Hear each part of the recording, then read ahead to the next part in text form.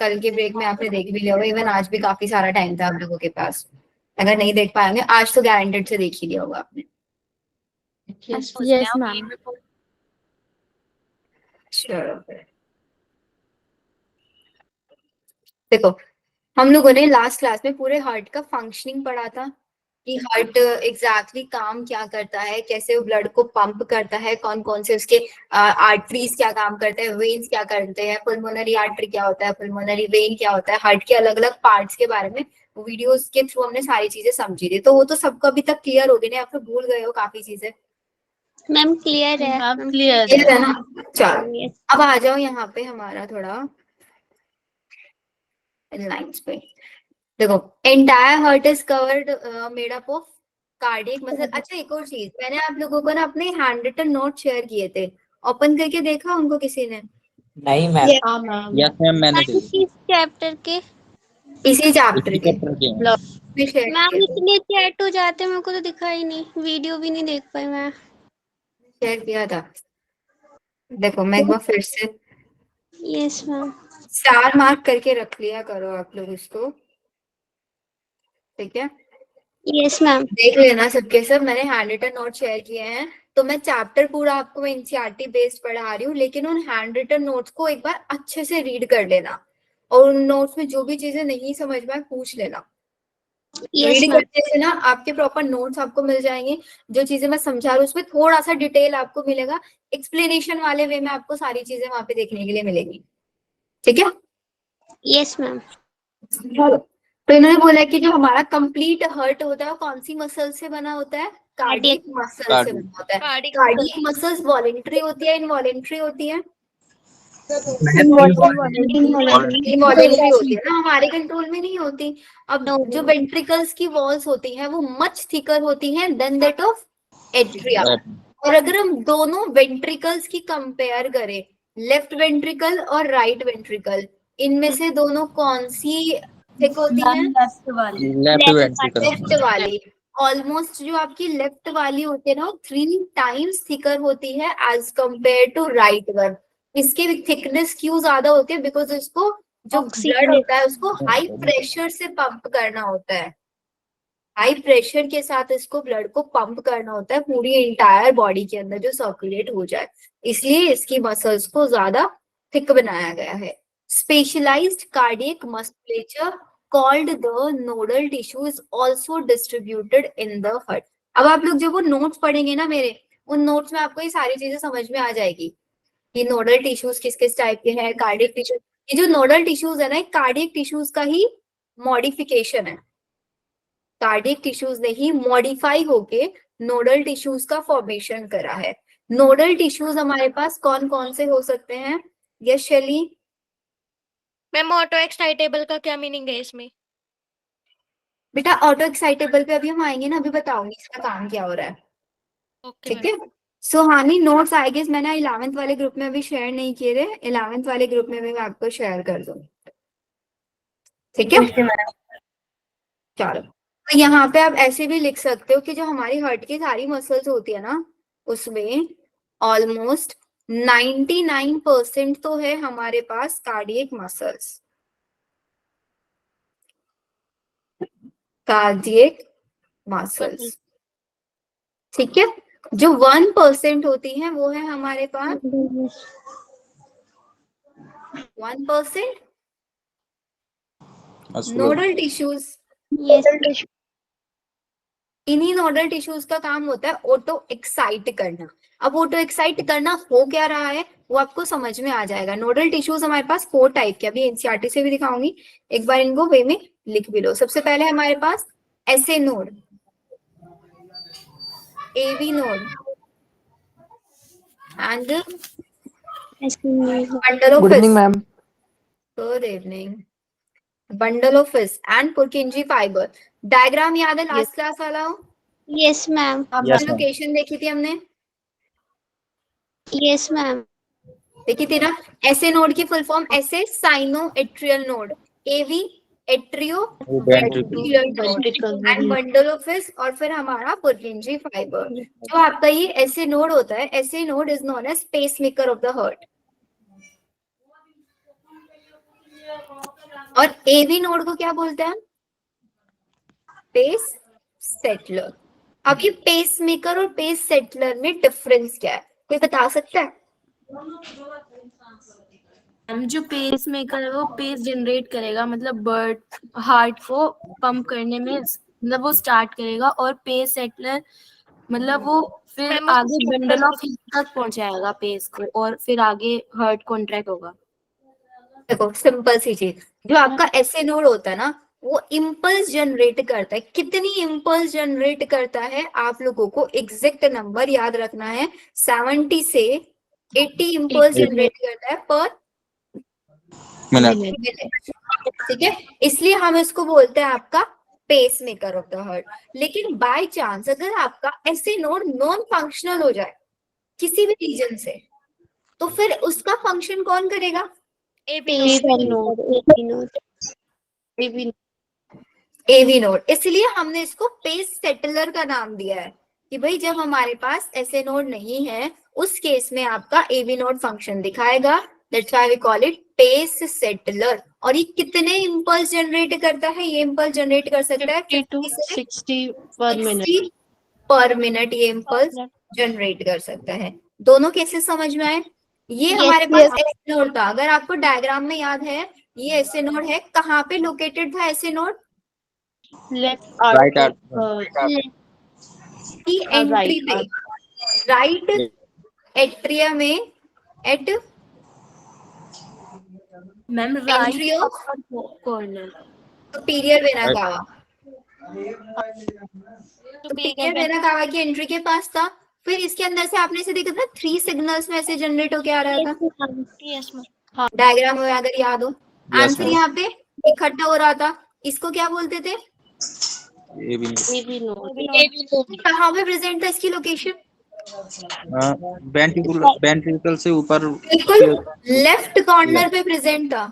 Yes ma'am. Left corner of right atria, right atria के बिल्कुल corner में ये प्रेजेंट है। यहाँ तक सबको समझ में आया? Yes ma'am. हमारे पास ये 3 होता है ना, 3 सिग्नल्स, इनको हम इंटरनोडल ट्रैक्ट बोलते हैं। इंटरनोडल ट्रैक्ट मतलब रास्ते जिनके थ्रू सिग्नल ऐसे से निकल के एवी तक जाएगा। यहाँ तक समझ में आया? Yes ma'am. अभी आगे क्या होगा? ये एवी नोड जो सिग्नल आया ये आगे जाके लेफ्ट और राइट में से डिस्ट्रीब्यूट हो जाएगा, ब्रांचिंग्स बन जाएंगे इसके अंदर। इसीलिए हम इसको क्या बोलते हैं? Bundle of his. ये कितना पेस जनरेट कराएगा? 30 to 40 30 to 40 पर मिनट। ठीक है, अभी बंडल ऑफ हिस देखो यहाँ पे आया, कहाँ पे है ये? इंटरवेंट्रिकुलर सेप्टम के अंदर है या नहीं है अभी? Yes in inter ventricular septum, ventricular septum के अंदर है। ठीक है, फिर यही आगे जाके जो हमारी वेंट्रिकल्स की वॉल है उसके अंदर ऐसे ट्रांसफर हो रहा था। Yes ma'am. तो इसको हम क्या बोल देते हैं? This is Purkinje fibres. ये पुरकेंजी फाइबर्स आपको याद रखना है, कितना पेस जनरेट करता है ये? 25 पर minute. Clear? And Purkinje fibres जो होते हैं ना सिर्फ और सिर्फ बर्ड्स एंड मैमल्स के अंदर ही प्रेजेंट होते हैं। Yes ma'am. Birds and mammals only. Location क्या है पुरकेंजी फाइबर की? वेंट्रिकल्स की वॉल्स के अंदर ना, और वेंट्रिकल्स की कहाँ पे? मायोकार्डियम के अंदर। Present in ventricular myocardium. समझ में आया सबको? Yes ma'am. ऐसे नोड से सिग्नल स्टार्ट हुआ, 3 इंटरनोडल ट्रैक के थ्रू एवी तक आया, एवी ने उसको लेफ्ट राइट में डिवाइड कर दिया इंटरवेंट्रिकुलर सेप्टम के अंदर, जिसको बंडल ऑफ हिस बोला। फिर वो आगे जाके वेंट्रिकुलर्स की मायोकार्डियल वॉल के अंदर जाके वहां पे कॉन्ट्रैक्शन कराना शुरू कर दिया उसने। हाँ, किसी ने मैम बोला था। मैम बंडल ऑफ हिस का वर्क क्या होता है?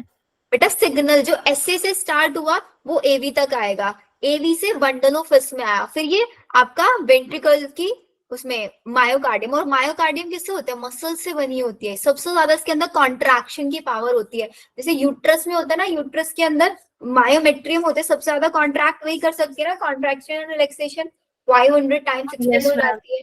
तो इसी वॉल्स का काम है, बिकॉज हम लोगों को क्या करना है, जो वेंट्रिकल्स के अंदर ब्लड है उस ब्लड को आगे ट्रांसफर करना है आयोटा के थ्रू और पल्मोनरी ट्रंक के थ्रू। तो उसके अंदर एक प्रॉपर प्रेशर जनरेट कराएंगे, वेंट्रिकल्स को बहुत ज्यादा कॉन्ट्रैक्ट कराएंगे, तभी तो उन वॉल्स के थ्रू वॉल्स ओपन होंगी एंड ब्लड आगे सर्कुलेट होगा। एक इलेक्ट्रिक करंट सपोज कर लो आप, ये करंट है, ऐसे से निकला एवी तक आया, एवी से बंडल ऑफ फिश में आया, बंडल ऑफ फिश से वेंट्रिकल्स की मायोकार्डियम तक आ गया, जिसने वेंट्रिकल्स का कॉन्ट्रैक्शन करा दिया। Okay ma'am. Yes ma'am. ठीक है, यस मैम। लिख लिया सबने यहाँ तक? Yes ma'am. अब एनसीईआरटी रीड करो, एनसीईआरटी ने क्या लिखा हुआ है। अभी समझ में आया ना, ऑटो एक्साइटेबल का मतलब क्या होगा कि एक सिग्नल आ रहा है वेंट्रिकल्स के पास ताकि वो एक्साइट हो। एक्साइट किस चीज के लिए? कॉन्ट्रैक्शन के लिए। ठीक है, कॉन्ट्रैक्शन। रीड करो इसको। तो a patch of this tissue is present in the right upper corner of the right atrium, right upper corner में, और लेफ्ट लोअर कॉर्नर में कौन है? एवी नोड है।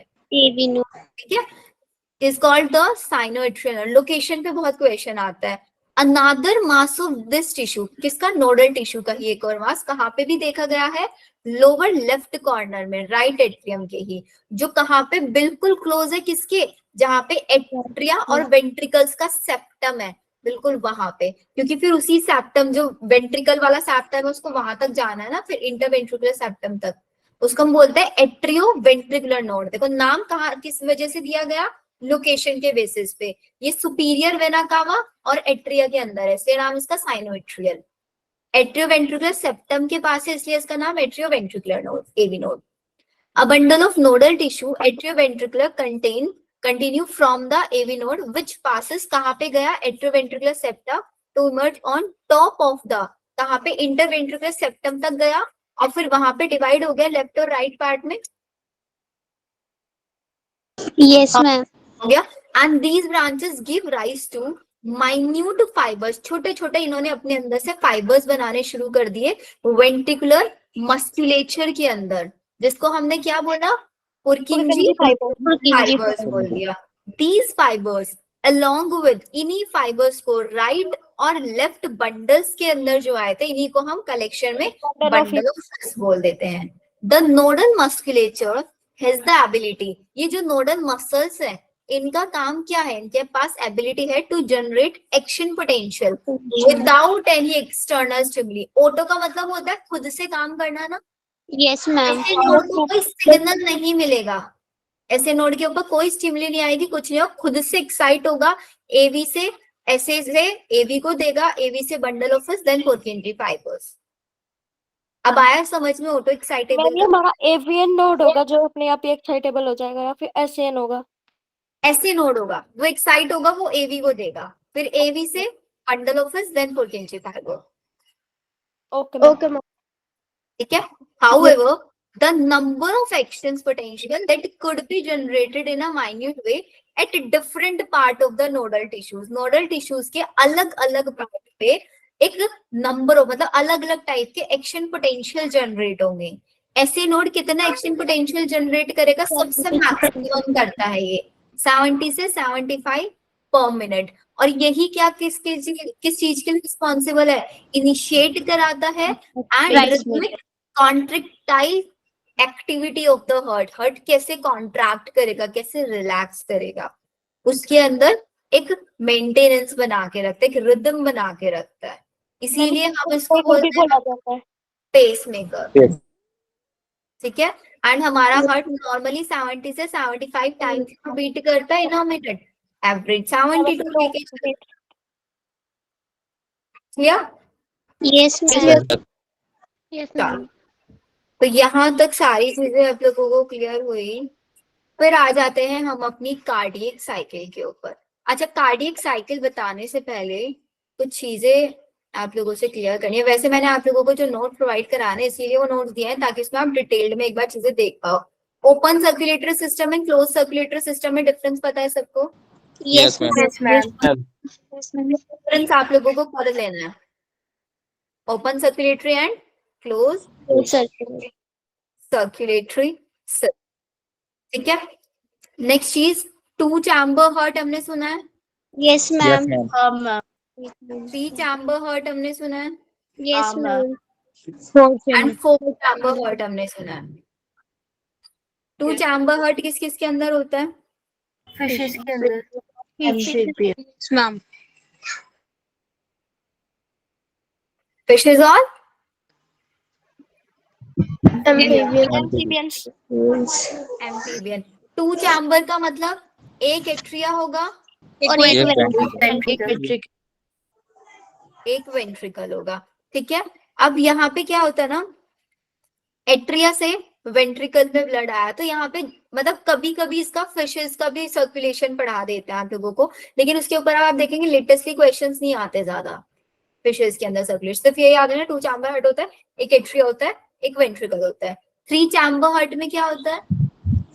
इसमें 2 ऑरिकल होते हैं, एक वेंट्रिकल होता है। एबिस और रेप्टाइल के अंदर होता है और एक crocodile. Ventricle, 2 atria 1 ventricle. Yes ma'am. Agree everyone? Yes, ma'am. Yes, ma'am. क्या यहाँ पे ब्लड की मिक्सिंग होगी डीऑक्सीजनेटेड और ऑक्सीजनेटेड की? Yes, ma'am.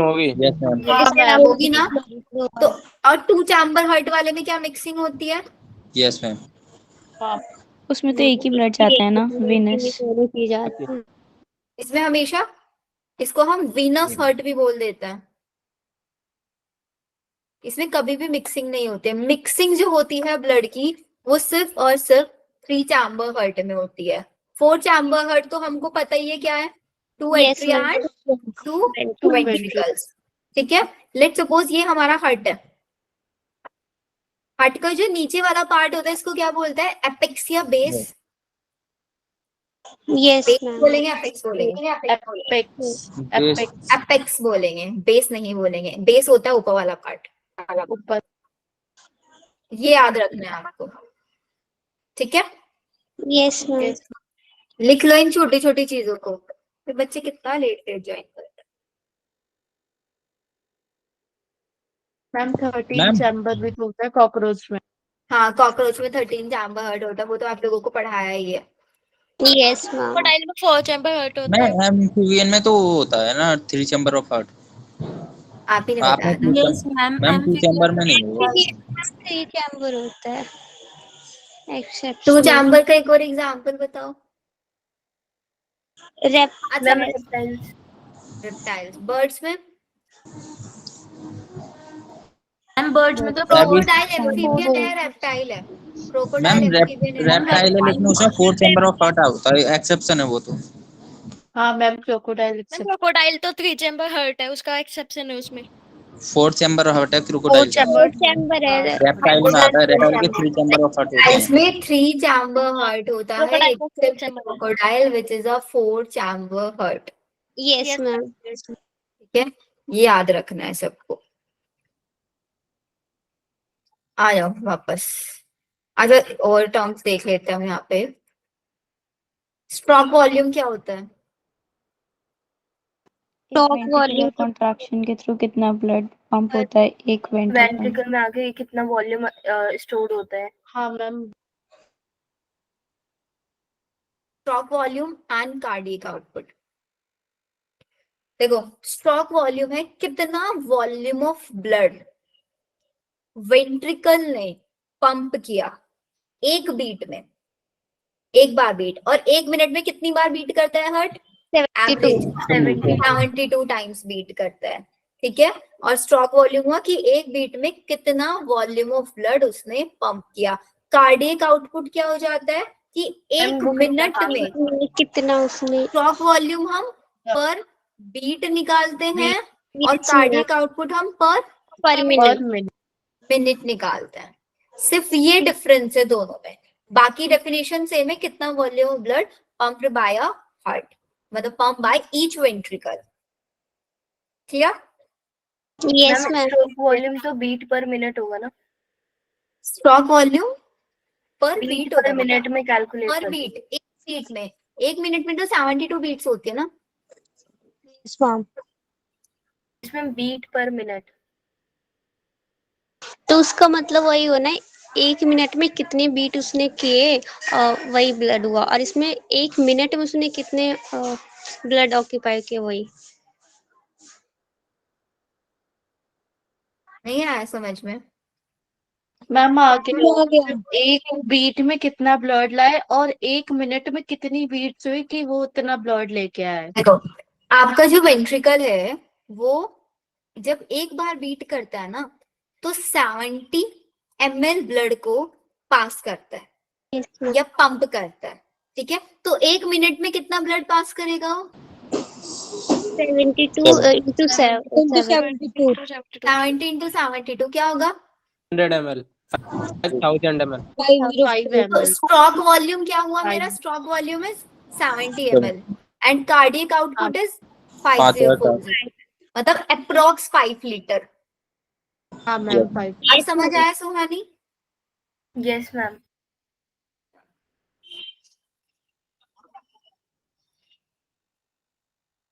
आ जाओ कार्डियक साइकिल पे।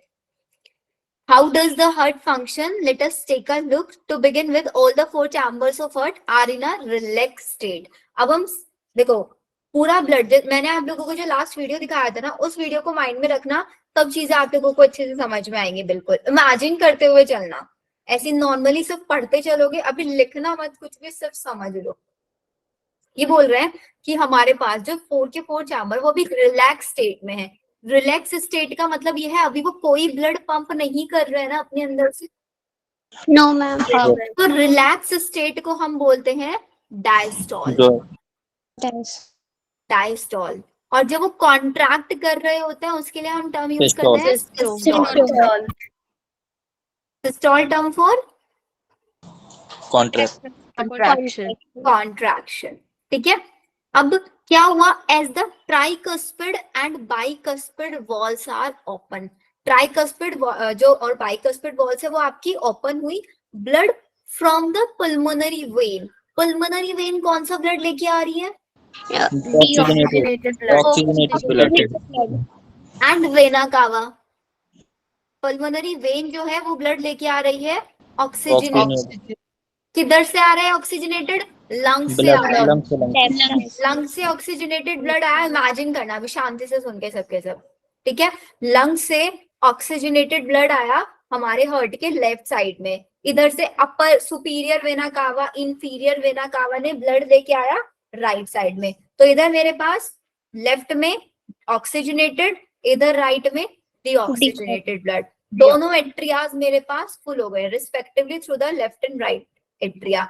सेमील्यूनर वॉल्स क्लोज हो गई। सेमील्यूनर वॉल्स क्लोज होंगी, नहीं तो हमारा जो ब्लड है वो वापस सुपीरियर वेना कावा या पुल्मोनरी वेन्स इनमें चला जाएगा, इसलिए मेरे को उनको क्लोज कर देना है, ठीक है।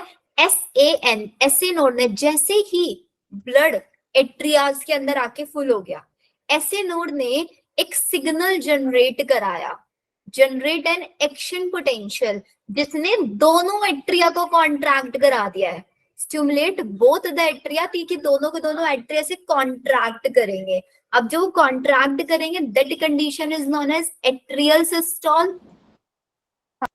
यस, एट्रियल सिस्टोल होगा। अब उनके कॉन्ट्रैक्शन से एग्जैक्टली हुआ क्या कि जो हमारा ब्लड के है अब उसको एट्रिया से निकल के वेंट्रिकल्स के अंदर जाना है। तो वो जो ब्लड का फ्लो था विदाउट कॉन्ट्रैक्शन जितना हो रहा था उसकी कंपैरिजन 30 टाइम्स, मतलब 30% फ्लो इंक्रीज हो गया। This increase the flow of blood into the ventricles by about 30%। किस वजह से? SA नोड की वजह से। The action potential is conducted to the ventricular side. अब वो जो एक्शन पोटेंशियल है वो AV नोड तक गया, AV बंडल फ्रॉम वेयर, जहां से वो बंडल ऑफ फिश में गया और कहां तक पहुंच गया? पुरकिंची फाइबर्स तक पहुंच गया। ये सिग्नल का काम है, वो अपना काम कर रहा है साथ साथ, जिसकी वजह से अब हार्ट दोनों वेंट्रिकल्स के अंदर हमारे ब्लड आ गया और सिग्नल हमारे वेंट्रिकल्स की मस्कुलेचर तक जैसे पहुंचेगा वो वेंट्रिकल्स को कॉन्ट्रैक्ट करा देगा। जैसे ही वेंट्रिकल्स कॉन्ट्रैक्ट करेंगी मतलब अब मेरे पास कंडीशन है वेंट्रिकुलर सिस्टोल हुआ।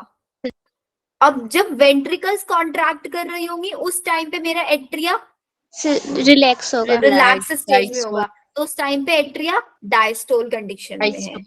और अभी मेरे पास वेंट्रिकल कॉन्ट्रैक्ट करा, atria undergo relaxation which is diastole coinciding with the ventricular, साथ साथ वेंट्रिकल्स का कॉन्ट्रैक्शन चल रहा है। वेंट्रिकुलर सिस्टोल ने क्या करा है, increase the ventricular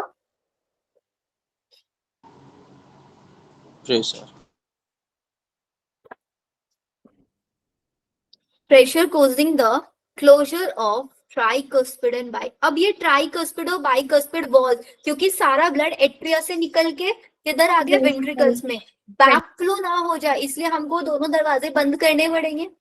yes ma'am. Attempted back flow of blood into the atria, ताकि वो ब्लड वापस ना चला जाए।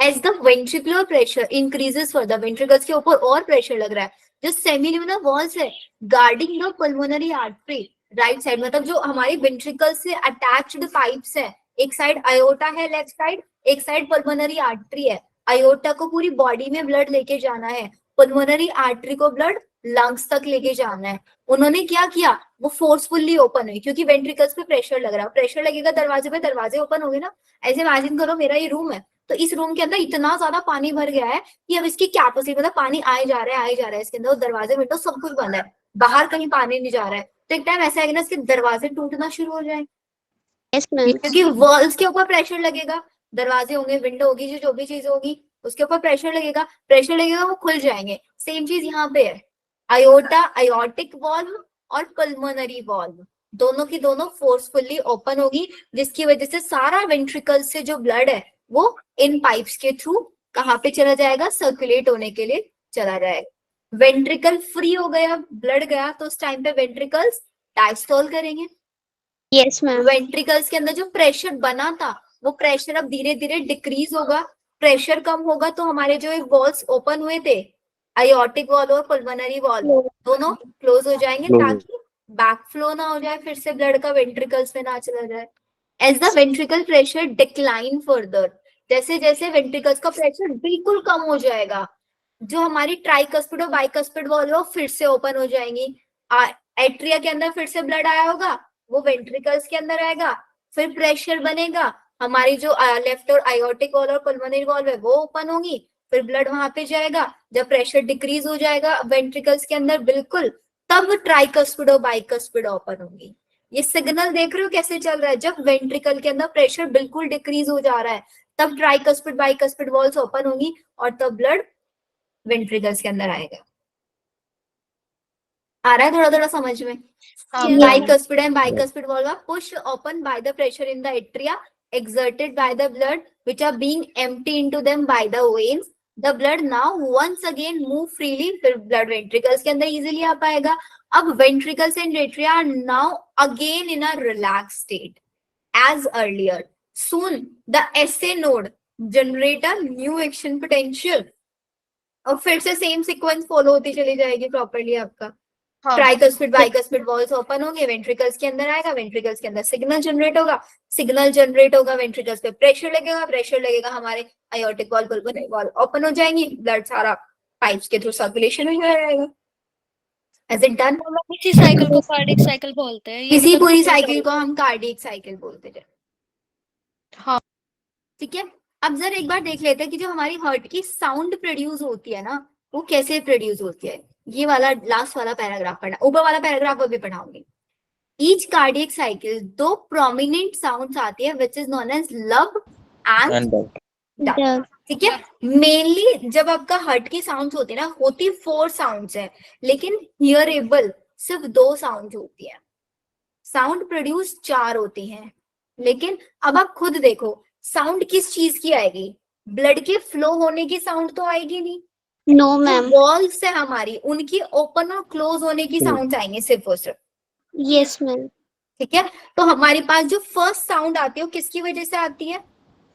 Tricuspid bicuspid valve close, tricuspid bicuspid valve जो ओपन है क्लोज होता है। क्लोज कब होंगे वो ट्राइकस्पिड और बाइकस्पिड? जब ब्लड एट्रिया से वेंट्रिकल के अंदर फिल हो जाएगा पूरा। तो पहली साउंड वो आई जब ट्राइकस्पिड बाइकस्पिड से ब्लड वेंट्रिकल्स के अंदर आया, फर्स्ट साउंड लब। फिर सेकंड साउंड कब होगी? जब हमारी सेमील्यूना valve वॉल्स बंद होगी। सेमील्यूना वॉल्स मतलब आपकी आयोटिक वॉल्व और पल्मोनरी वॉल्व, पल्मोनरी क्योंकि जब वेंट्रिकल से ब्लड निकल जाएगा तब होगी ये आपकी। ठीक है, तो ये दोनों साउंड हियरेबल होती हैं। इसके अलावा दो और साउंड प्रोड्यूस होती हैं। जब एट्रिया से वेंट्रिकल के अंदर ब्लड आता है ना, उस ब्लड की साउंड आती है एक, मतलब ब्लड के आने की Gurgling साउंड sound. प्रोड्यूस होती है। वो थर्ड साउंड होती है। फोर्थ साउंड होती है जब आपकी एट्रिया कॉन्ट्रैक्ट करते हैं। जब ये ऐसे नोट सिग्नल जनरेट करता है ना, उसकी एक साउंड प्रोड्यूस होती है, लेकिन उसको सुन नहीं सकते। सुनने वाली सिर्फ ये दो साउंड होती है जब दो बार दरवाजे बंद होते हैं। एक बार ट्राइकस्पिड बाइकस्पिड वाले बंद होता है और एक बार सेमील्यूना वाले जब बंद होता है। खोलने की नहीं है साउंड, बंद करने वाली है सिर्फ। मैम कौन सी साउंड होती है? दो मैम चौथी साउंड कौन सी? कैसी आती है वो वाली? थर्ड वाली साउंड होती है जब एट्रिया से वेंट्रिकल के अंदर ब्लड आ रहा होता है, फुल हो मैम वो जाता तो है। गर्गलिंग साउंड हो गई, उसका नाम लिक्विड वेस्ट। साउंड का? साउंड का नाम कुछ नहीं होता है, बस HS3 बोल देता है उसको, हार्ट साउंड 3, क्योंकि वो हियरेबल नहीं है ना, तो कैसी वो सुनाई देती है, इसलिए उसको नहीं पता है कुछ। Okay ma'am. ठीक है, और फोर्थ वाली क्या बताई थी? 4 हो जाएगी। एट्रिया जब कॉन्ट्रैक्ट करता है, कॉन्ट्रैक्शन। एट्रिया की कॉन्ट्रैक्शन की साउंड होती है। यहाँ तक बताओ, सब कुछ क्लियर है ना? अभी तक यहाँ तक तो कोई डाउट नहीं होगा आई गेस किसी को। मेरे को थर्ड साउंड बता दो दोबारा से। बेटा थर्ड साउंड होता है जब एट्रिया से वेंट्रिकल्स के अंदर ब्लड आके फिल होता है। एट्रिया से वेंट्रिकल के अंदर ब्लड जब आके फिल होता है, rushing of blood from atria to ventricle. Okay ma'am. ठीक है, अब आ जाओ ये वाले पैराग्राफ पे। इस पैराग्राफ में इन्होंने सिर्फ टाइमिंग दिया हुआ है कि कितने टाइम तक एट्रिया सिस्टोल कंडीशन में रहता है, डायस्टोल में रहता है, वो चीज। इसी को पूरा हम कार्डियक साइकिल, बिकॉज साइकिल का मतलब क्या होता है? इनिशियल पॉइंट और final point should be the same, yes ma'am. Yes ma'am. ही होना चाहिए ना। तो यहाँ पे क्या होता है, अगर आपसे कोई कार्डियक साइकिल की डेफिनेशन पूछता है तब क्या बताओगे? Blood. Complete contraction and relaxation of atria and ventricle. Yes ma'am. पूरी कार्डियक साइकिल का जो ड्यूरेशन होता है वो कितना होता है? 0.8 सेकंड। 0.8 सेकंड। 0.8 सेकेंड होता है, जिसमें मैं आप लोगों को एक छोटे सी टेबल है उसको करना। एट्रिया, वेंट्रिकल्स, सिस्टोल डायस्टोल समझते हैं ना? Yes ma'am. Yes ma'am. Relaxation contraction. Atria कितने सेकेंड तक सिस्टोल रहता है? 0.1। 0.1 सेकेंड तक। लेकिन जो आपका डायस्टोल होता है वो ज्यादा टाइम के लिए। 0.7। यस 0.7। और वेंट्रिकल 0.3। 0.3 सेकंड। और 0.4। 0.4। 0.8 हो रहा है ना? यस। क्या? Yes ma'am. इसको साइकिल की फॉर्म में बनाओ।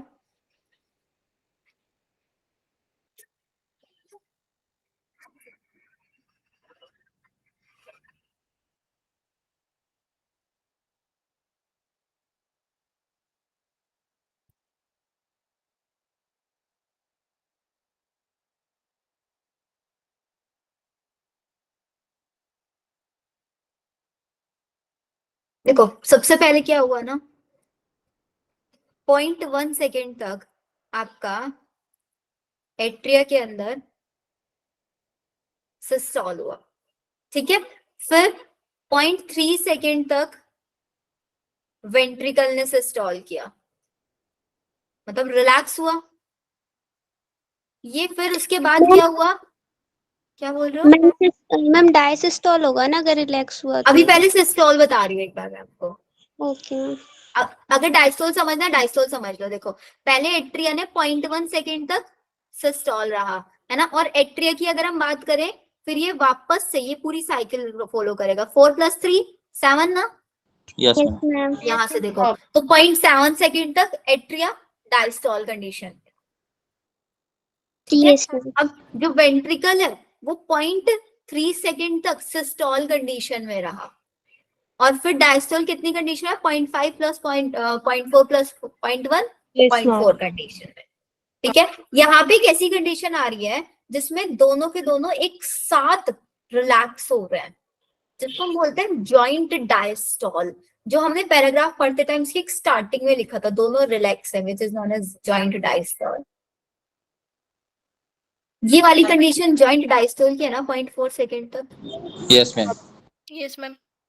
जब दोनों के दोनों एट्रिया भी वेंट्रिकल भी रिलैक्स कंडीशन में है, क्योंकि आप खुद देखो ना, यहाँ पे देखो, इसको एक बार मैं एरोज रफ कर रही हूँ। ये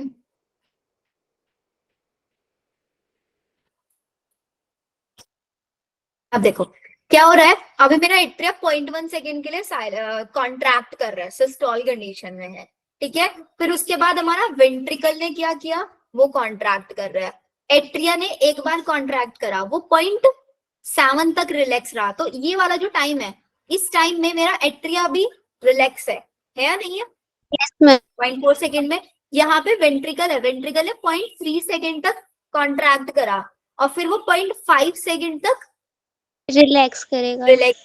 0.3 कॉमन नहीं हो गया क्या दोनों में? 0.4 कॉमन हो गया ना, हाँ मैम इक्वल है। इसीलिए इस वाले टाइम को 0.4 सेकेंड, मतलब कितने सेकेंड तक एट्रिया वेंट्रिकल जॉइंट डायस्टॉल दिखाते हैं?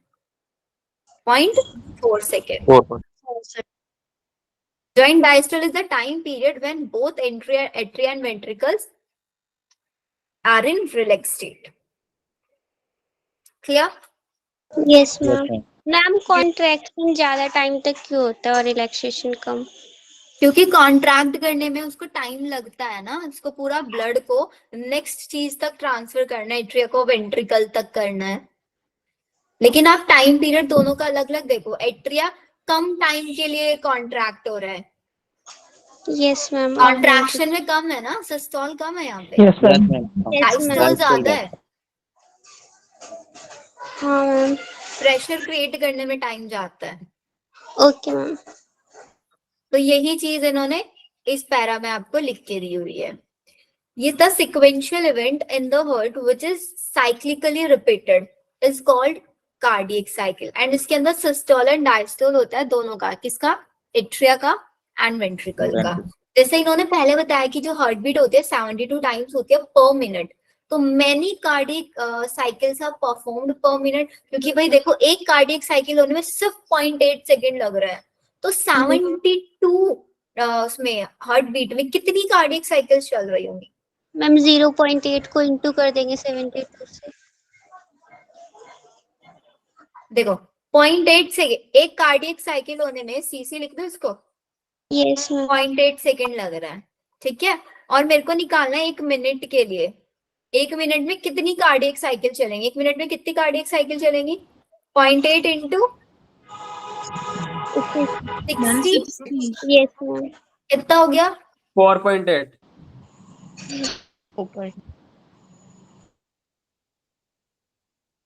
4.8? No ma'am. 48 ना, तो 48 साइकिल्स चलेंगी 1 मिनट में, और 1 ही मिनट में कितनी बार हार्ट बीट होता है? 72 टाइम। तो इसका मतलब 1 मिनट में 72 टाइम्स हार्ट बीट करता है, और उतने टाइम में हमारी 48 साइकिल्स रन हो जाती हैं हार्ट के अंदर। देखो हमारा हार्ट कितना ज्यादा स्पीड। अभी हमें क्लास लेते हुए कितना टाइम हो गया है? मैम 1 घंटे। 1 घंटा हो गया होने वाला 45 मिनट हुए है ना। ना। तो सोचो इतने टाइम में हमारे हार्ट ने कितनी बार बीट किया होगा, कितनी बार contraction relaxation. Yes ma'am.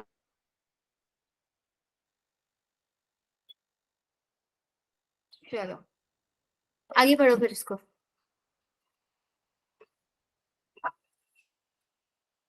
From this it could be deduced the, इसी से हम आपका पूरा ड्यूरेशन पता लगा देता है for 8 second during a cardiac cycle. हर एक वेंट्रिकल 70 ml ब्लड, तो हम इसको भी काउंट कर सकते हैं कितना ml, तो 70 ml, उसको हम स्ट्रोक वॉल्यूम, जो मैंने आपको डेफिनेशन पहले बता दिया, स्ट्रोक वॉल्यूम को जब हम किससे मल्टीप्लाई कर देंगे?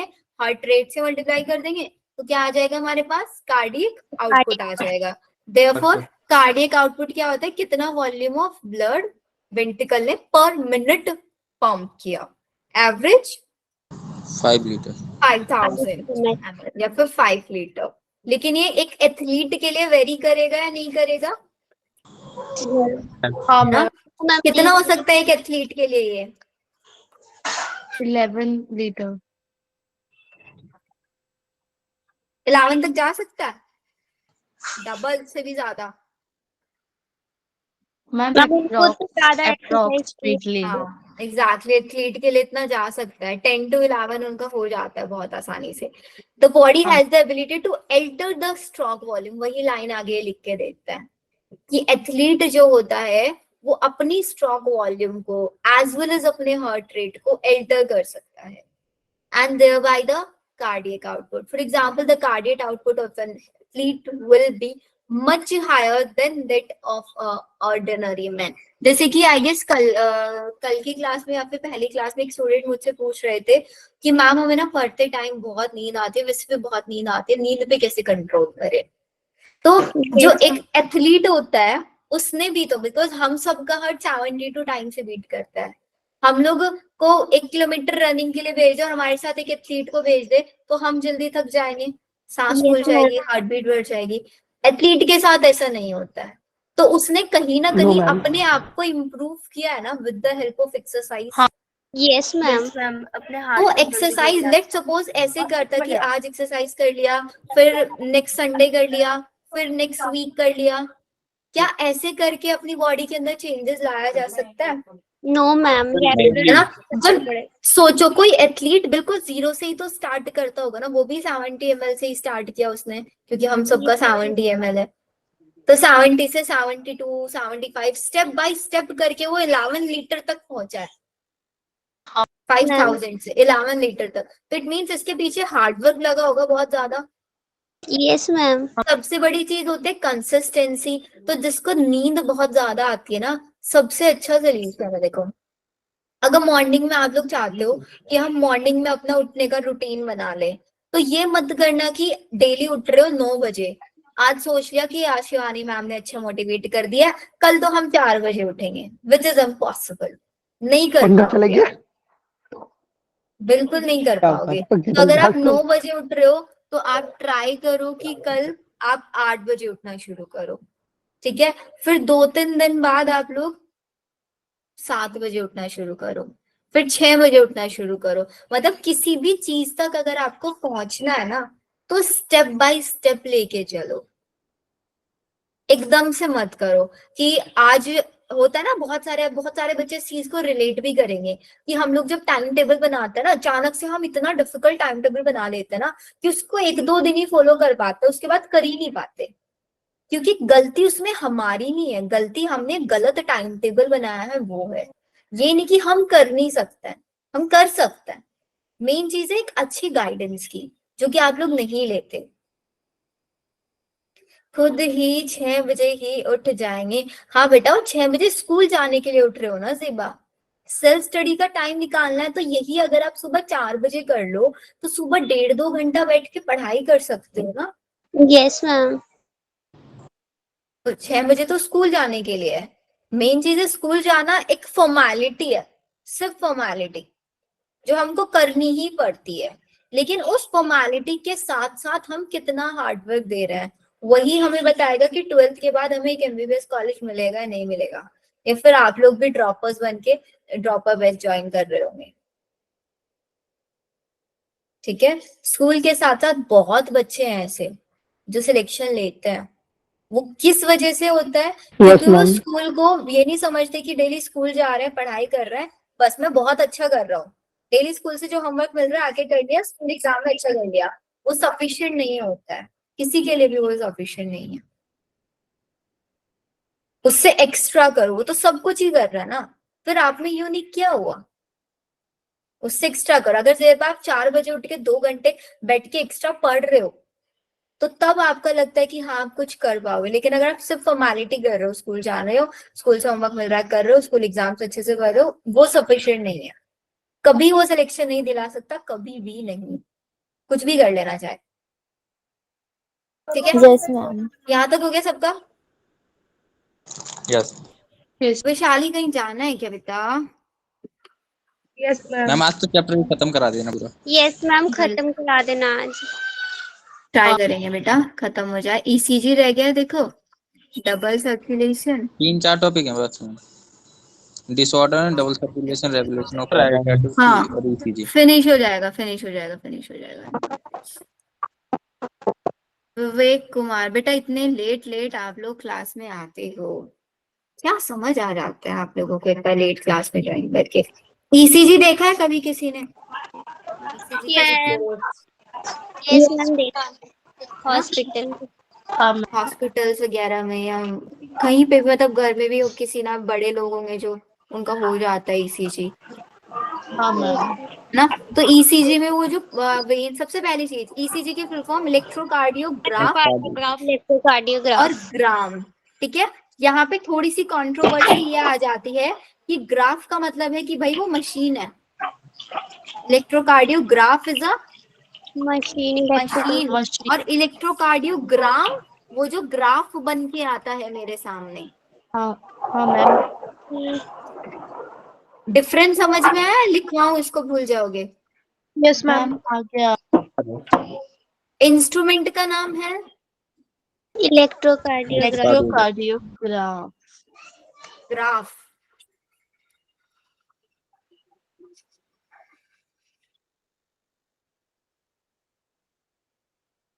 मैम इलेक्ट्रोकार्डियोग्राम बोलते हैं। ग्राफ है बेटा, ग्राफ, ग्राफ ग्राफ। ग्राफ। और मैथ्स जो का ग्राफ। रिप्रेजेंटेशन आता है ना, या फिर हाँ। ग्राफिक रिकॉर्ड लिख लो।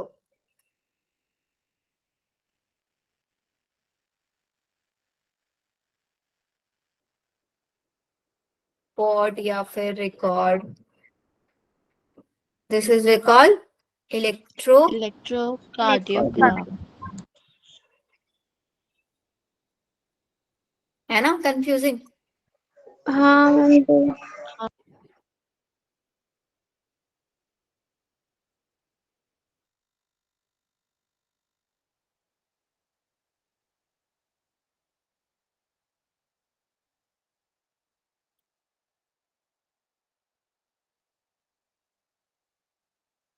ग्राफ आता है, देखते हैं ना टीवी वगैरह में, किसी की डेथ हो जाती है अचानक से, मशीन में स्ट्रेट लाइन हो जाती है, बिल्कुल मशीन मैम पी की आवाज करना शुरू कर देती है।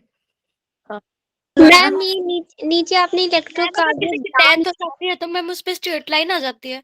हाँ वो स्ट्रेट लाइन हो जाती है ना, क्योंकि आपका हार्ट बीट करना बंद कर दिया। मैम नीचे शैली, आपने कोई डाउट है? इलेक्ट्रोकार्डियोग्राम। हाँ बेटा, इलेक्ट्रोकार्डियोग्राम जो ग्राफिकल रिकॉर्ड रिप्रेजेंटेशन आता है, दैट्स वी कॉल इलेक्ट्रोकार्डियोग्राम, और इंस्ट्रूमेंट का नाम है इलेक्ट्रोकार्डियोग्राफ। Okay ma'am. शैली बता बेटा।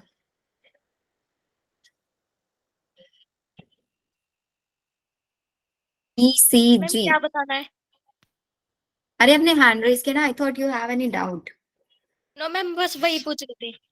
ओके, ये P wave, this is Q, this is R, this is S, this is T, PQRST, ठीक है। P हमको रिप्रेजेंट करता है, बहुत क्वेश्चन आता है बेटा, अगर इस चैप्टर पे क्वेश्चन आएगा, ECG पे क्वेश्चन गारंटेड मिलेगा, ठीक है। यस तो मैम। इसको एंड इसी पॉइंट पे मिलेगा कि P हमको क्या, मैच द फॉलोइंग करके क्वेश्चन देते हैं। Atrial contraction, depolarization of artery. Depolarization, atria जो होता है वो आपका डिपोलराइज कर रहा है। एट्रिया डिपोलराइजेशन का मतलब है कि एट्रिया आर्टरियल कॉन्ट्रैक्ट कॉन्ट्रैक्शन। कर रहा है, ठीक है, ये आपको याद रखना है। एंड ये जो बड़ी सी वेव आई है, this is known as ventricular depolarization. Depolarization, and this C wave represent ventricular depolarization.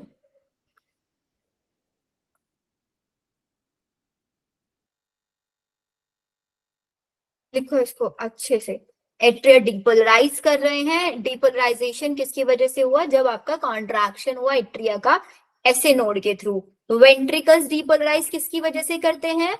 AV node की वजह से करते हैं, या आपके एसए नोड की वजह से करते हैं। और वेंट्रिकुलर रिपोलराइजेशन का मतलब है वेंट्रिकल्स रिलैक्स कर रहे हैं।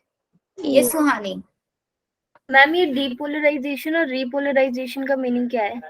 बेटा डीपोलराइज का मतलब है कॉन्ट्रैक्ट करना, रीपोलराइज का मतलब होता है अपनी इनिशियल स्टेट में वापस आना। जब भी हम न्यूरल कंट्रोलिंग कोऑर्डिनेशन चैप्टर पढ़ते हैं ना, वहां पे भी ये चीज आती है। डीपोलराइजेशन का मतलब आपकी न्यूरॉन्स के अंदर एक सिग्नल आ गया है, स्टिमुली आ गई है, तो वहां पे कुछ प्रोसेसिंग चल रहा है।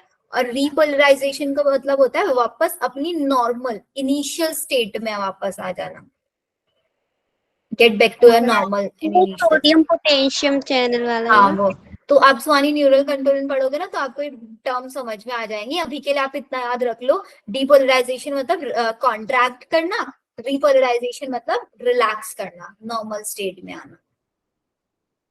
ठीक है, और ये आपका जनरली डॉम शेप होता है। यस।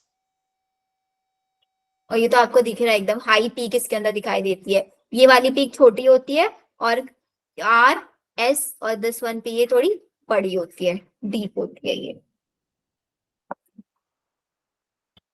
अब कुछ केसेस आपको बताते, देखो आपके सामने अगर किसी का ईसीजी है ना, आप थोड़ा थोड़ा उसको मॉनिटर करना सीख जाओगे। अगर आपको आपने किसी का ईसीजी देखा, ये डायग्राम बना लिया आपने? Yes ma'am. अगर आपने देखा कि जो हमारे पास क्यू और आर पीक है, इसके अंदर बहुत ज्यादा एनलार्जमेंट आ रहा है। डॉक्टर्स होता है ना, किसी को हार्ट अटैक अचानक से चेस्ट में पेन हुआ, एकदम डॉक्टर हॉस्पिटल लेके गए, सबसे पहले ईसीजी करते हैं और बाहर निकल के आते हैं, बोलते हैं इनको पैनिक हार्ट अटैक आया, मेजर माइनर ऐसे ऐसे टर्म्स बता देते हैं। मेजर हार्ट अटैक था, माइनर हार्ट अटैक था, वापस से स्ट्रेस नहीं होना चाहिए, नहीं तो मेजर भी आ सकता है। होता है ना केसेस। मैम वो इन्हीं पीक्स को चेक करता है कि कितना ज्यादा एनलार्जमेंट है पीक के अंदर। तो अगर क्यूआर का एनलार्जमेंट हो जाता है ना, इससे पता चल जाता है कि पेशेंट को हार्ट अटैक था। ठीक है, यस मैम। Yes ma'am. सुहानी?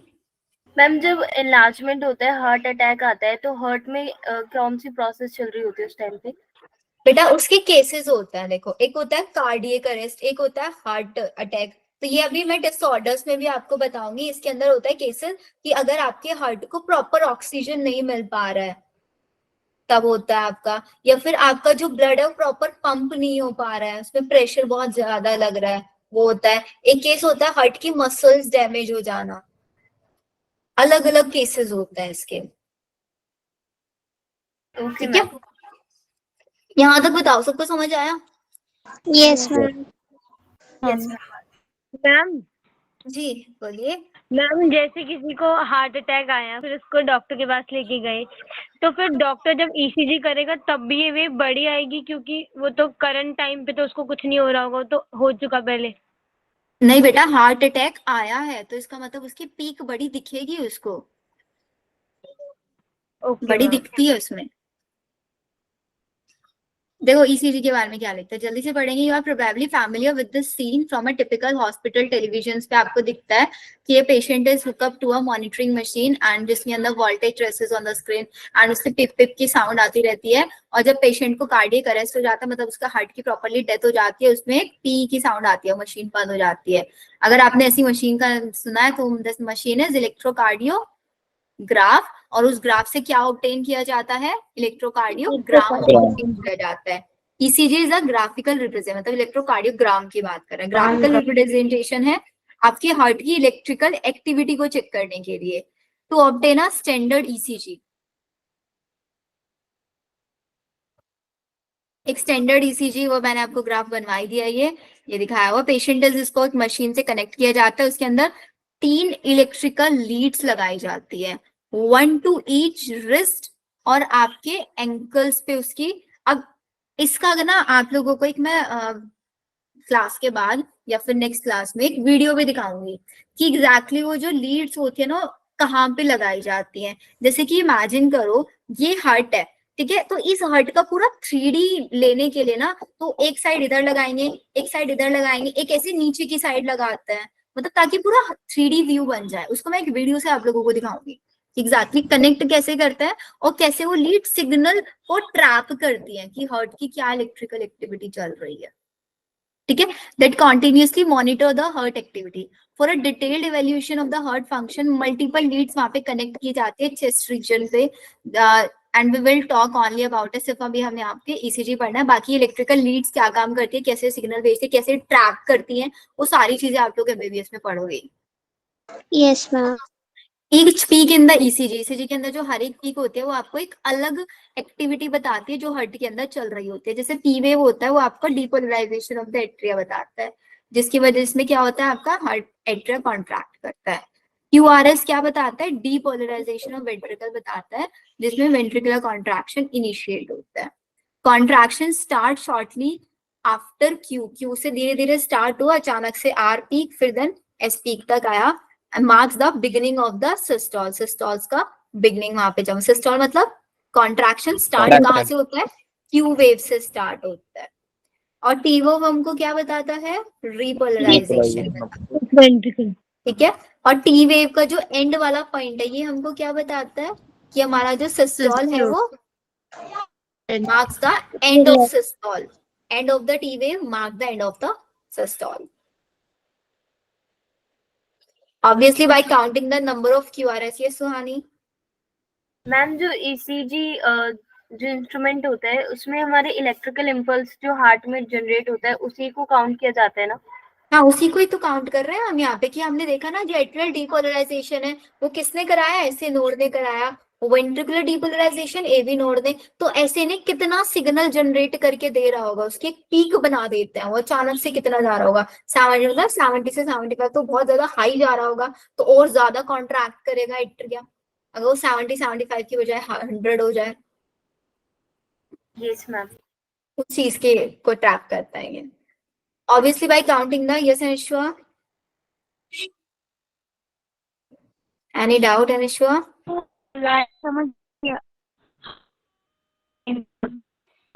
Anishwa आप audible नहीं, ये वेव भी आती है इसमें। क्या बोल रहे हो? ECG ma'am you wave.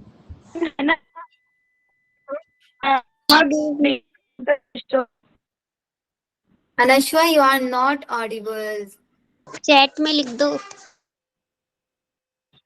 Obviously by counting the number of QRS wave को हम that occurs in a given time period, one can determine the कितनी उसकी हार्ट बीट होगी of an individual, क्योंकि वेंट्रिकल का डीपोलराइजेशन दिखा रहा है। वेंट्रिकल डीपोलराइजेशन के लिए ट्राइकस्पिड बाइकस्पिड का क्लोजर होगा और सेमिलिनर वॉल्स का ओपनिंग होगा, उसी से हमें हार्ट बीट होती है।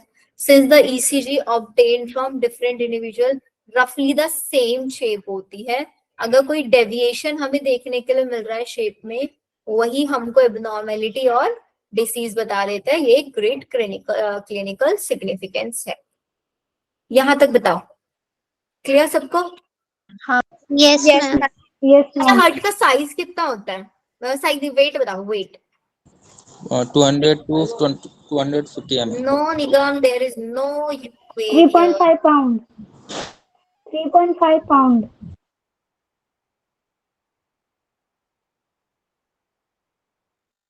कितना? 200 से 250 mm।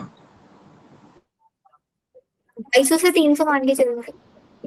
Okay ma'am wait heart का 300 ग्राम तक होता है मैम 300 होते हैं, 200 250? 250 से 300 बेटा, एवरेज होता है 200 से 300। Ma'am Q marks the beginning of systole, Q marks the beginning of systole. देखो ये वाला पॉइंट जो हमको है, ए वाला एट्रिया का सिस्टोल बता रहा है, देखना अनश्वर इसको, ठीक है।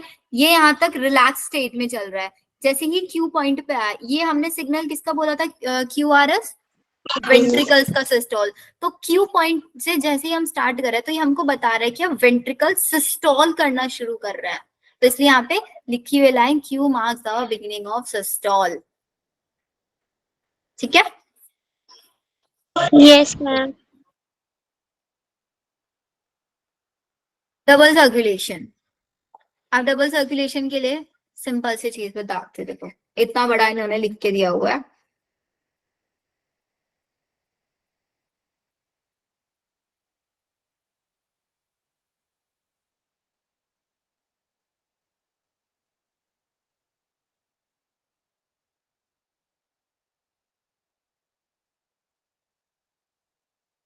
राइट एट्रिया कौन सा ब्लड आएगा?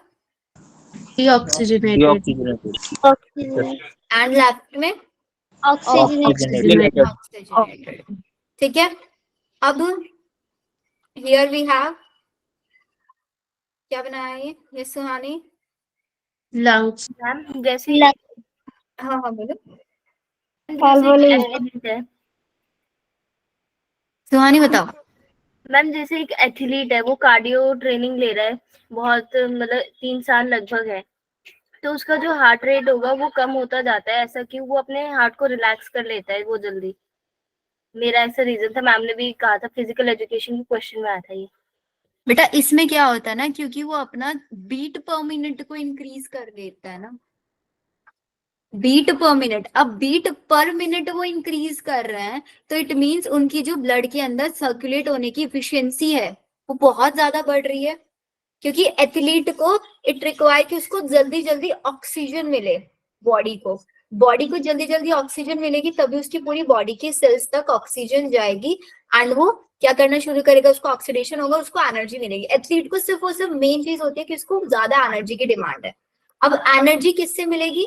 जब फूड का ऑक्सीडेशन होगा। फूड का ऑक्सीडेशन कैसे होगा? जब उसकी बॉडी को मैक्सिमम से मैक्सिमम ऑक्सीजन मिलेगी। Yes ma'am. Yes ma'am.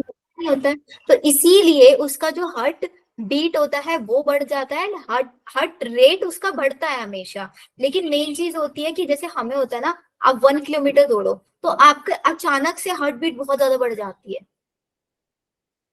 होता है ना कि हमारी सांस फूल गई है, यस मैम। जाते हैं हम लोग। वो वाला केस एथलीट के साथ नहीं होता। क्यों नहीं होता? क्योंकि उनकी बॉडी को उसी अकॉर्डिंग बॉडी उनकी बनी रहती है, मतलब वो अपनी बॉडी को इसी अकॉर्डिंग मैनिपुलेट करा लेते हैं कि उनका हार्ट रेट अचानक से बढ़ता ही नहीं है रनिंग से। आपकी हार्ट बीट बढ़ जाएगी रनिंग से, उनकी नहीं बढ़ेगी, क्योंकि उनकी बॉडी को ऑलरेडी उसी चीज की हैबिचुअल हो चुकी है। मैम वो रेगुलर एक्सरसाइज करते हैं तो उनको हैबिट बहुत ज्यादा कर रहे हैं, नॉर्मल डेज के अकॉर्डिंग एक्सेसिव भी कर रहे हैं, तो उनकी बॉडी उतना कॉपरेट कर लेती है उनके साथ कि वो बहुत जल्दी रिलैक्स हो जाता है। मतलब अगर नॉर्मली वो क्या कर रहे हैं, एग्जाम्पल दे रही हूँ, 100 बीट पर मिनट कर रहे हैं, ठीक है, और हम लोग है हमारा 72 बीट है, या फिर 70 मान लो, चलो 72 लिख लेते हैं, हमारा 72 बीट पर मिनट है। हम दोनों को बोल दिया गया कि हम लोगों को 1 किलोमीटर तक दौड़ना है, तो हमारा 72 से इंक्रीज होके 80 चला जाएगा, नहीं चला जाएगा? जो कि बॉडी के लिए हैबिचुअल नहीं है। Yes ma'am. तो मुझे टाइम लगेगा ना अपने हार्ट को नॉर्मल रिलैक्स करने में। Yes ma'am. उसका 100 से जाके 110 तक पहुंच जाएगा मैक्स, यस मैम। है ना? तो उसको कम टाइम लगेगा इस चीज को, बिकॉज उसकी बॉडी का ऑलरेडी हार्ट रेट ज्यादा है, ऑलरेडी उसने अपने हार्ट के ऊपर वर्क किया हुआ है, इसलिए उसको कम टाइम लगता है अपने हार्ट को रिलैक्स कराने में। हमें ज्यादा टाइम लगता है अपने हार्ट को रिलैक्स कराने में, क्योंकि हमारे हार्ट के लिए 80 बहुत ज्यादा हो जाता है, प्रेशर जनरेट हो जाता है बहुत ज्यादा वेंट्रिकल्स की वॉल्स पे, जिसकी वजह से थकान बहुत जल्दी हो जाती है, क्योंकि हमने देखा ना बहुत ज्यादा प्रेशर क्रिएट होता है, लेकिन उसके वेंट्रिकल्स की वॉल्स को प्रेशर क्रिएट करने में हैबिचुअल है वो। Yes ma'am. Yes ma'am. चलो अब ये वाला प्रोसेस बताना मेरे को, इस प्रोसेस में हम लोग एग्जैक्टली समझ क्या रहे हैं। ऑक्सीजनेटेड डीऑक्सीजनेटेड, एल्वियोलाई से ऑक्सीजनेटेड ब्लड आया लेफ्ट एट्रिया में, लेफ्ट एट्रिया से लेफ्ट वेंट्रिकल के अंदर आया, और लेफ्ट वेंट्रिकल से निकल के बॉडी पार्ट टिश्यू वगैरह टिश्यूज के पास गया, टिश्यूज से ब्लड आया राइट एट्रियम, लाइट एट्रिया से right ventricle, and right ventricle से निकल के पल्मोनरी आर्टरी से फिर एल्वियोलाई के अंदर चला गया। अब यहाँ पे 2 टाइप के सर्कुलेशन हमें देखने के लिए मिलेंगे, इसको ड्रॉ करना है। पल्मोनरी सर्कुलेशन और सिस्टमैटिक सर्कुलेशन।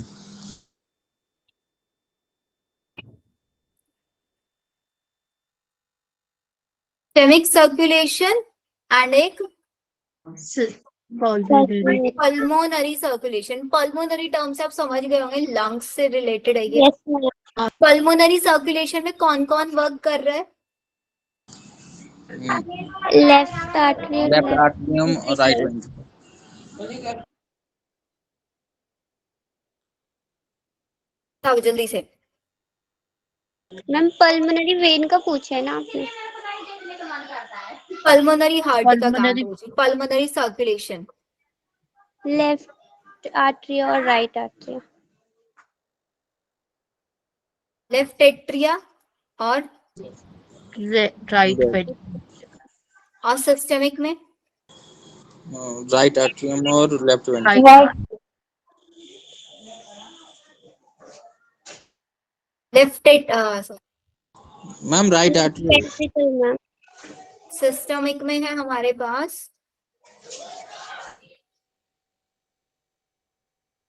लेफ्ट वेंट्रिकल और राइट एट्रियम। Right artery. सही लिखा है क्या मैंने? Ma'am Yes. सिस्टमिक मीन्स क्या होता है? बेटा सिस्टमिक का मतलब होता है हमारी पूरी बॉडी तक जब जा रहा है, टिश्यूज का इन्वॉल्वमेंट जहां पे हो गया है,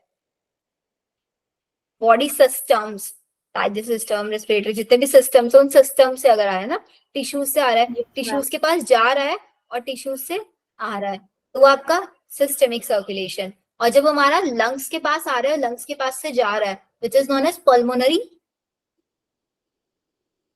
सर्कुलेशन। किसी को कोई डाउट है यहाँ पे? No ma'am. यस मनीष बताओ। मैम एक बार ये बता दो सिस्टमिक और पल्मोनरी। पल्मोनरी मतलब लंग्स, हाँ, लंग्स ये से ब्लड आ रहा है और लंग्स के पास जा रहा है, किसका इन्वॉल्वमेंट है वहां पे? देखना जरा, मैम लेफ्ट आर्टरी और राइट वेंट्रिकल। इनका है ना दोनों का? हाँ मैम अब आ गया समझ। यस ठीक है, यही चीज इन्होंने इस डबल सर्कुलेशन में लिख के दी हुई है कि कैसे ब्लड जाता है, कैसे ब्लड को हम सर्कुलेट कराता है। इस वाले पार्ट को आप लोग होमवर्क में रीड करोगे, यस मैम। ठीक है? लेकिन अब जब इसको रीड करोगे ना, इसमें आप लोगों को लास्ट में थोड़ा सा प्रॉब्लम आ सकती है। अब जिसने डाइजेस्टिव सिस्टम पढ़ा है मुझसे, लीवर है हमारे पास, लीवर को भी तो ब्लड चाहिए होगा, नहीं चाहिए होगा? क्योंकि हमारी बॉडी के, मैंने बोला सिस्टमिक सर्कुलेशन, हमारे ब्लड के बॉडी के सिस्टम्स को भी ब्लड की रिक्वायरमेंट होती है। तो अगर हमारे लीवर के पास ब्लड जा रहा है तो उसको बोलते हैं हम आपका hepatic portal, hepatic portal. Water. जो कि मैंने आपको उसमें बताया था अभी, इसमें हाइपोथैलेमस से पिट्यूटरी में सिग्नल आ रहा था, हाइपोफाइजियल पोर्टल वेन था ना, ही था। तो सारे सर्कुलेशन इन्होंने यहाँ पे एक्सप्लेन करके दिया हुआ है, सब समझ में आ जाएगा आप लोगों को एक बार पढ़ने में, ठीक है? Yes ma'am. अभी आ जाओ जरा रेगुलेशन ऑफ कार्डियक एक्टिविटी पे। कार्डियक एक्टिविटी का एग्जैक्टली रेगुलेशन क्या होता है? इससे पहले आप लोगों को एक और चीज मुझे समझाना है। आर्टरीज और वेन्स का लाइनिंग्स लिखो जरा एक बार। आर्टरीज और वेन्स में डिफरेंस सबको पता है? Yes ma'am. Yes ma'am. Himani, arteries और वेन्स में डिफरेंस बताना बेटा एक बार। मैम मैं हिमानी,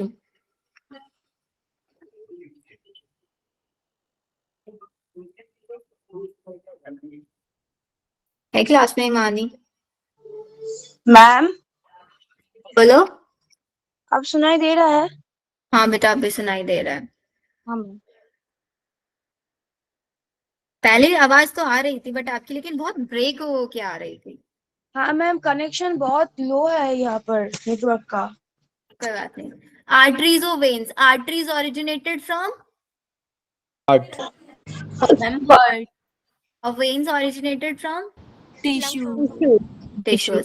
अब इन्होंने यहाँ पे डायग्राम में दिया हुआ है, देखो, इसीलिए ना एनसीईआरटी के जो डायग्राम्स तो बहुत इंपॉर्टेंट होते हैं। सिर्फ डायग्राम में ये चीज एक्सप्लेन कर दी है, थ्योरेटिकल पार्ट कहीं पे लिख के नहीं दिया हुआ है।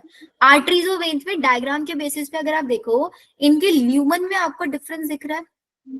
Yes ma'am. दोनों में। अरे किसका ल्यूमन शॉर्ट है? मैम आर्टरी का छोटा, वेन का बड़ा है।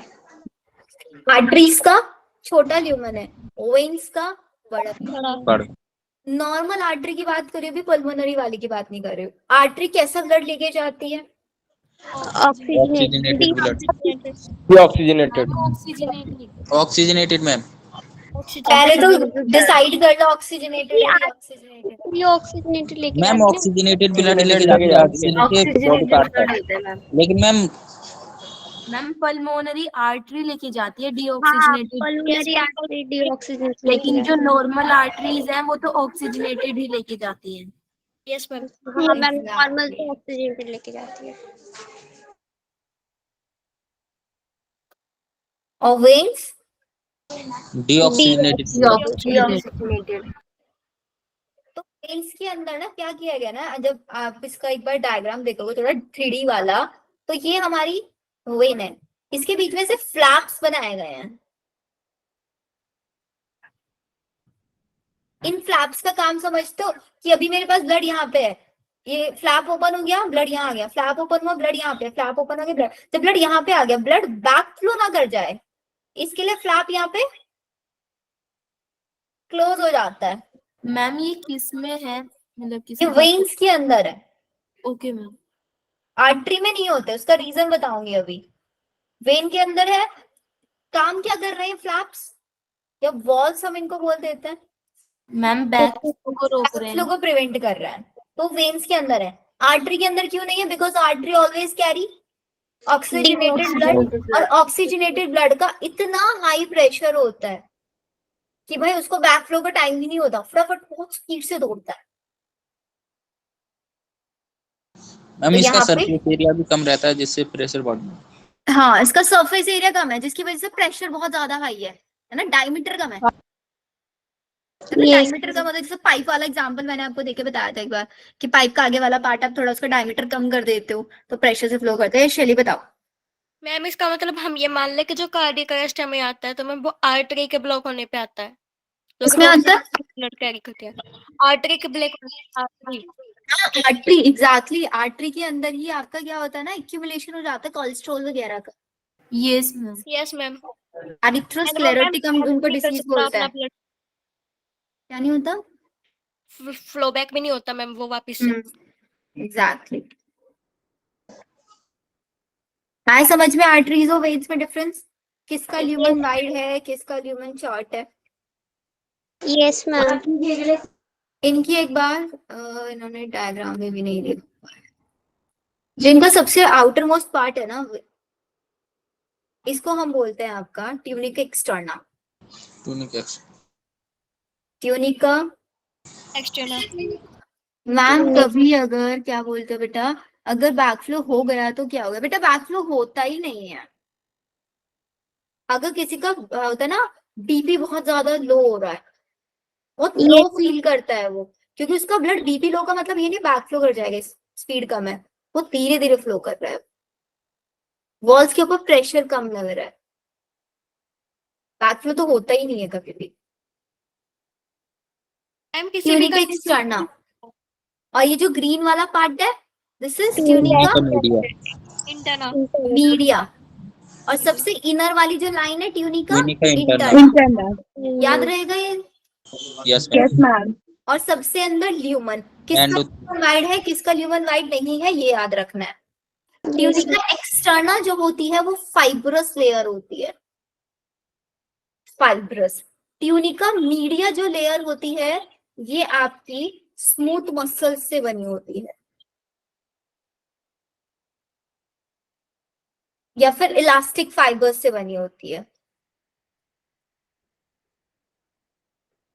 और ट्यूनिका इंटरना ये भी इलास्टिक मेम्ब्रेन है विद एंडोथीशियम। एंडोथीशियम से ये बनी होती है, सिंपल स्क्वामस एपिथेलियम जिसको हम बोलते हैं, सिंपल स्क्वामस एपिथेलियम। अभी मैं रफली लिख रही हूँ थोड़ा यहाँ पे, आप लोग बट इसको अच्छे से लिख के चलना। मैम जो एंडोमेट्रियल लाइनिंग होती है मैम फीमेल रिप्रोडक्टिव सिस्टम में, वो भी स्क्वामस एपिथेलियम की बनी हुई होती है ना? दोबारा बोलो, क्या बोला आपने? मैम जो फीमेल रिप्रोडक्टिव सिस्टम में होता है और जो एंडोमेट्रियल लाइनिंग होती है वो भी स्क्वामस एपिथेलियम, वो भी स्क्वामस एपिथेलियम से बनी होती है। Exact. Okay ma'am.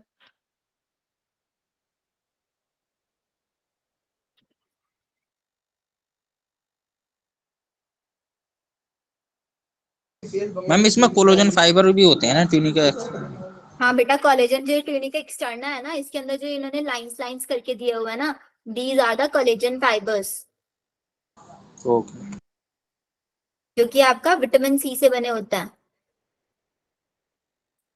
Okay.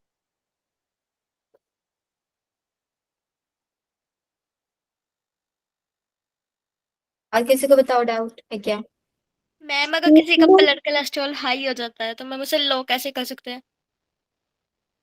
Medicine से। मेडिसिन तो ठीक हो, बाकी कोई चीज? अगर क्या हो जाए?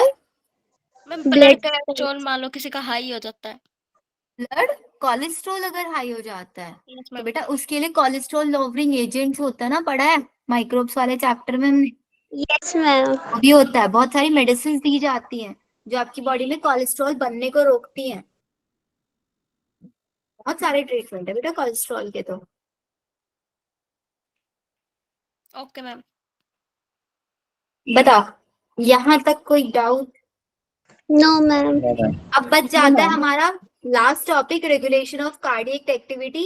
इसको पढ़ लेंगे से।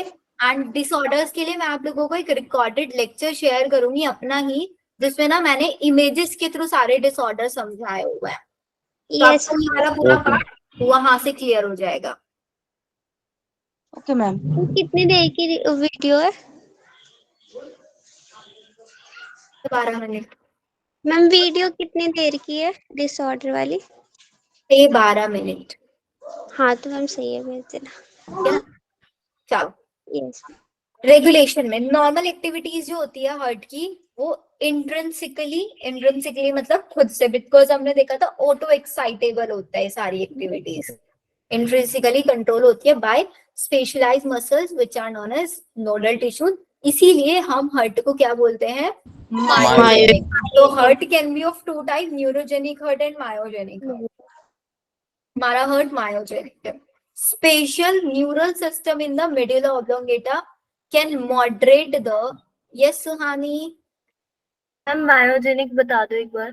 बेटा मायोजेनिक हार्ट वो हार्ट होता है जो मसल्स से बना होता है। एक होता है न्यूरोजेनिक हार्ट, एक होता है आपका मायोजेनिक हार्ट। दोनों में डिफरेंस पता है क्या होता है? डिफरेंस सिर्फ पेसमेकर का होता है।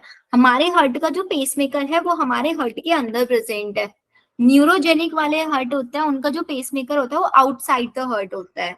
उनका पेसमेकर को मेंटेन करने का काम, हमारा पेसमेकर किससे बना हुआ है? मसल से बना हुआ है ना। Yes ma'am, cardiac muscle. Neurogenic heart में जो उनका पेसमेकर होता है नर्व्स के थ्रू कंट्रोल होता है पूरा का पूरा। अगर वहां पे नर्व सप्लाई कट कर दी गई तो हार्ट बीट करना बंद कर देगा। लेकिन हमारे वाला जो है मायोजेनिक में, ये मसल से बना है। अगर हम यहाँ पे नर्व सप्लाई भी कट कर दी गई ना, बिकॉज स्पेशल न्यूरल सेंटर है, नर्व सप्लाई हमने कट कर दी तब भी हमारा हार्ट बीट करेगा, लेकिन अरिथमेटिक हो जाएगा। अरिथमेटिक का मतलब कोई सिस्टमिक वे में नहीं करेगा, irregular. Clear? Yes ma'am. Pacemaker inside the heart, outside the heart, and pacemaker controlled by muscular tissue, pacemaker controlled by neural nerves. ठीक है? Yes ma'am. Yes ma'am. हाँ मैम बताओ। मायोजेनिक हार्ट जो होता है वो हमारे मैमल्स में प्रेजेंट होते हैं। बहुत अलग अलग केसेस में बेटा हो सकता है ये, हर किसी का अलग अलग होता है। हम मैमल्स के अंदर तो होता ही होता है ये, मैमल्स में भी होता है, बर्ड्स में भी होता है मायोजेनिक। यस मुस्कान? मैम वो न्यूरोजेनिक हार्ट कौन से ऑर्गेनिज्म में प्रेजेंट होता है? बेटा न्यूरोजेनिक हार्ट आपका एग्जाम्पल ले लो, जैसे कि हमारा इन्वर्टिब्रेट्स, जितने भी इन्वर्टिब्रेट्स है उन सबके अंदर न्यूरोजेनिक पार्ट। हाँ ठीक है मैम। चलो, स्पेशल न्यूरल सेंटर है आपका मेडुला ऑब्लोंगेटा। ऑब्लोंगेटा तो अब सबको क्लियर होगा ना, उसके चैप्टर पहले पढ़ाया मैंने आप लोगों को, ताकि ये वाले डाउट्स आपके क्लियर हो जाए। तो मेडुला ऑब्लोंगेटा है आपका, can moderate the cardiac function, किसके थ्रू? एएनएस के थ्रू। अब एएनएस आपको पता है, जब भी हमारा जितने भी इनवॉलेंट्री एक्शंस होता है, इनवॉलेंट्री एक्शन जो हमारे कंट्रोल में नहीं होते, उनको एएनएस बोलते हैं। Neural signal through the sympathetic nerves. Sympathetic nerves ANS का एक पार्ट है ना, सिंपैथेटिक और पैरासिम्पैथेटिक। इमरजेंसी है स्ट्रेस के टाइम पे, और पैरासिम्पैथेटिक कब वर्क करता है? रिलैक्स रेस्ट और डाइजेशन। के टाइम पे ठीक है। Can increase the rate of heart beat. भाई जब हम बहुत स्ट्रेस की कंडीशन में है, देखो इस वाले पार्ट को ना मैं आप लोगों को लिखवा भी देती हूँ ऐसे ही, अनलेस आप लोगों को मेरे नोट्स में तो मिल ही जाएगा ये सब। Yes ma'am. एएनएस है, इसके अंदर एक है para sympathetic, sympathetic. and another one we have sympathetic,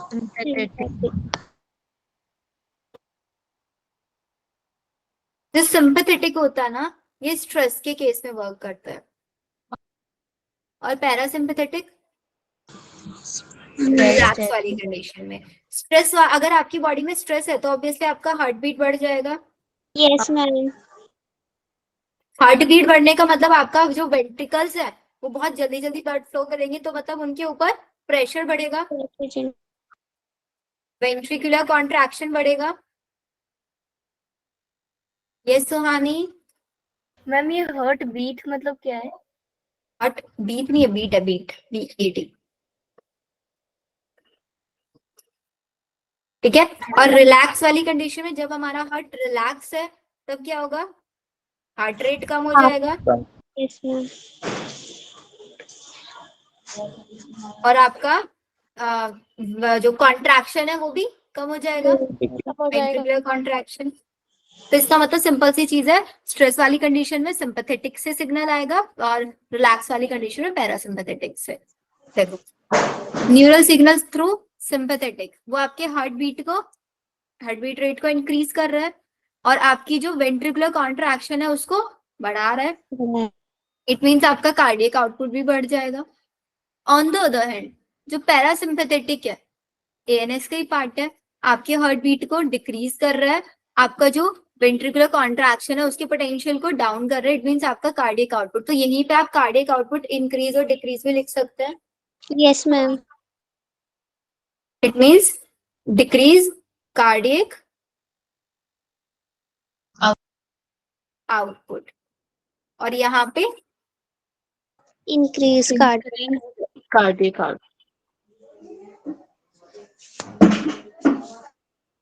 clear? Yes ma'am. Last time पर एड्रिनल मेडुलरी हार्मोन्स भी आपके कार्डियक। एड्रिनल मेडुलरी हार्मोन्स मतलब एफिनेफ्रिन और नॉरएपिनेफ्रिन भी कर सकते हैं। ठीक है। Yes ma'am. तो चैप्टर फिनिश। बताओ यहाँ तक कोई डाउट है क्या? अगर नहीं डाउट है ना, इस वाले चैप्टर के सारे एमटीजी के क्वेश्चन सॉल्व करना बैठ के। यस अगर मैम। हैंड रिटन नोट्स नहीं मिले ना, मैं एक बार फिर से फॉरवर्ड कर दूंगी सारे ग्रुप्स में, एक बार उन नोट्स को ही पढ़ लेना। मतलब एनसीईआरटी मैंने पढ़ा दिया है, एक बार खुद से पहले एनसीईआरटी करना, फिर मेरे नोट्स करना और फिर एमटीजी के क्वेश्चन सॉल्व करना। 3 चीजें करनी। Yes ma'am. सभी को करनी है ये। Yes ma'am. Yes ma'am. और जो आप लोगों का ऑफलाइन टेस्ट होने वाला है बच्चों, उसके लिए बहुत अच्छे से प्रिपेयर करके चलना सबके सब।